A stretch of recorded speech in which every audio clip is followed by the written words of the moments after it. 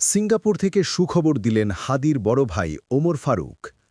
ইনকিলাব মঞ্চের মুখপাত্র ও ঢাকা ৮ আসনের স্বতন্ত্র প্রার্থী গুলিবিদ্ধ শরীফ ওসমান হাদি বর্তমানে সিঙ্গাপুর জেনারেল হাসপাতালে চিকিৎসাধীন। সেখান থেকে হাদিকে নিয়ে সুখবর দিয়েছেন তার বড় ভাই ওমর ফারুক। সিঙ্গাপুর থেকে ১৫ই নভেম্বর রাতে চিকিৎসকদের বরাতে ভাই ওমর ফারুক জানান, হাদির শ্বাসপ্রশ্বাস ও হার্টবিট স্বাভাবিক হয়ে এসেছে। তার হৃৎপিণ্ড আগের চেয়ে বেশি কাজ করা শুরু করেছে। এখন হাদির অবস্থা স্থিতিশীল রয়েছে।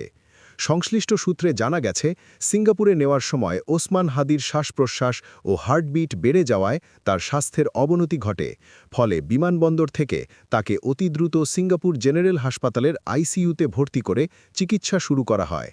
ওমর ফারুক জানান, চিকিৎসকরা তাকে স্যালাইনের মাধ্যমে বেশ কিছু ওষুধ পুশ করেন এবং তাকে ২ ঘণ্টা পর্যবেক্ষণে রাখেন। এরপর হাদি চিকিৎসায় সাড়া দেওয়া শুরু করেন।